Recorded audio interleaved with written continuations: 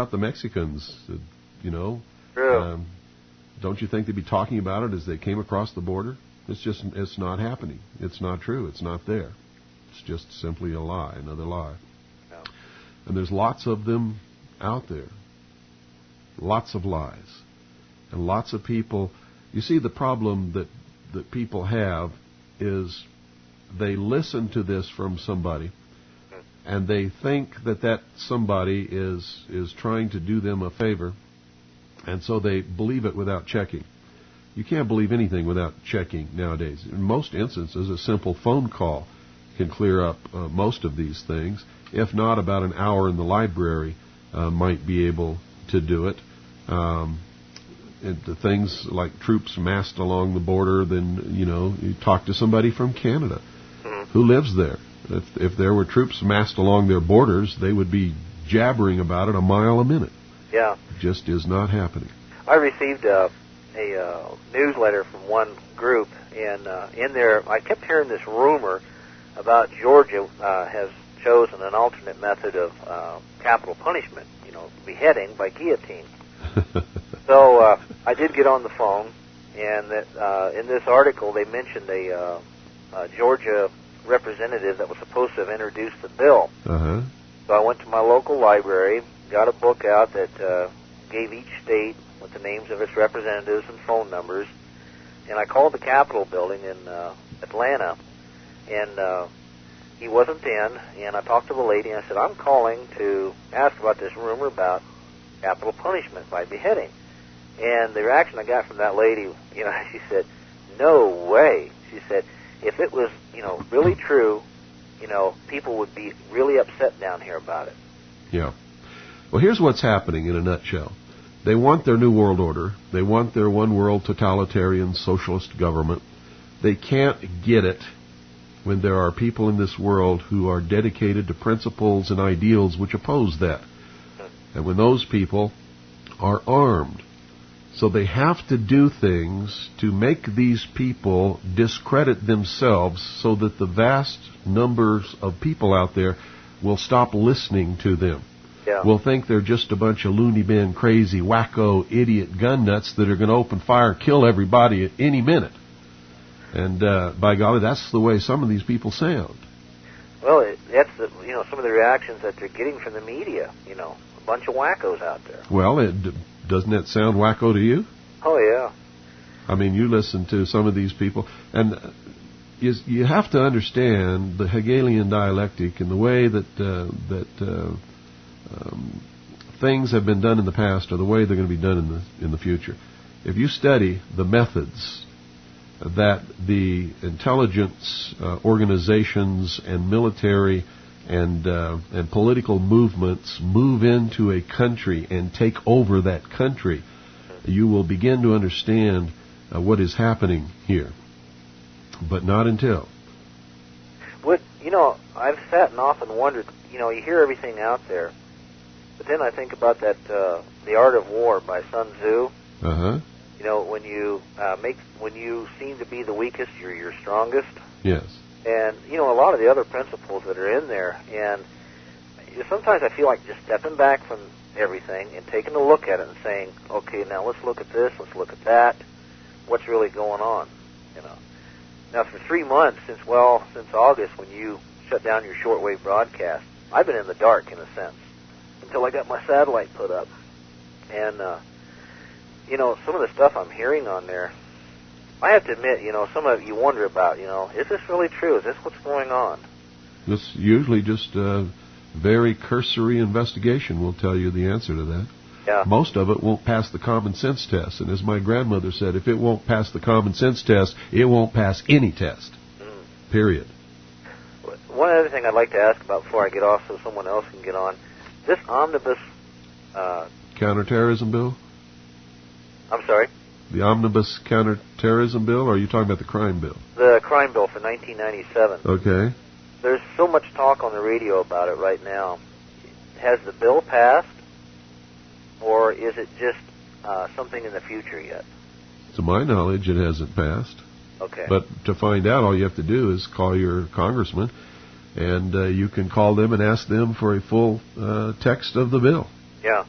Well, I usually do that. I'm going to have to start doing it again. Like I said, I've been out of touch with everything for 3 months. You know, shortwave, you can't pick up too much good stuff on there now. So, well, Bill, I'll hop off. Thanks for answering some of my questions. You're welcome, and thank you for calling. Okay, good night. Good night. Folks, if you hear a little sniffling or something, we're all got colds around here. And I'm trying not to cough or sniffle over the radio, but occasionally I might slip and do that, and I apologize in advance. Good evening, you're on the air. Hi, how you doing, Bill? This is Tom from California. Good. Hi, Tom.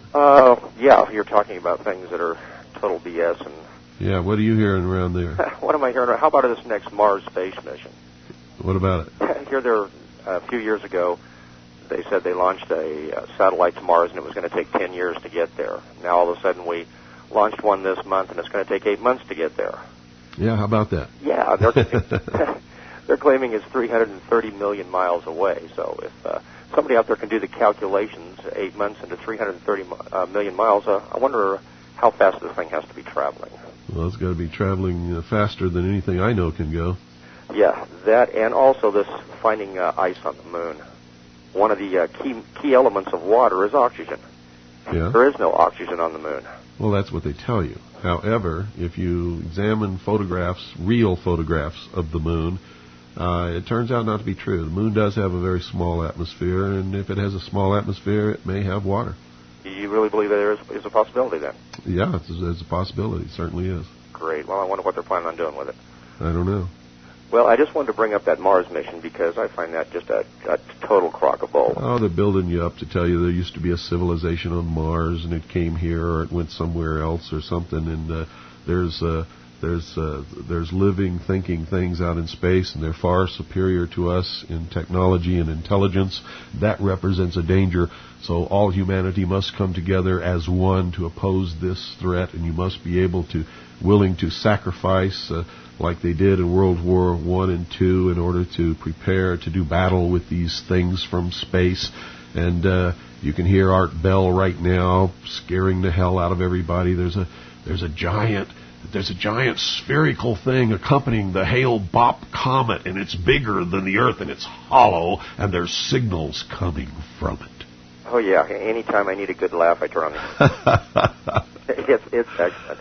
I've begun to wonder about the whole space program. I seriously think that there's probably a lot of people making what they believe is machinery that's going to be sent into outer space. And then it never goes anywhere. No, the company's actually owned by the government. The money's funneled into some black budget operation. Hey, you're right on the money, my friend. The Apollo space program was the biggest fraud in the history of the world besides this UFO thing. And they may have gone to the moon, but they sure didn't do it with the Apollo spacecraft or those suits that they were wearing or any of that other stuff. Almost definitely. And I noticed something on the news just the other day when they were showing a flick up in space, and they were saying that the astronauts were having a hard time opening the space hatch. Well, this pre-hatch opened, and when it fell, I noticed it ripple and wrinkle like it was made out of plastic. I just wonder which Disney studio they're filming that in. I don't know. Okay, Bill, have a good one. Thank you. Thank you for calling. Very astute and observant young man there. 520-333-4578 is the number. What kind of BS baloney crap is going around in your neighborhood? What have you heard lately that you'd like to sort of air literally and clear up? Maybe we can answer some of these things for you. Bigger than the Earth, emitting signals. It's hollow. How do they know it's hollow? Did somebody go up there and rap on it?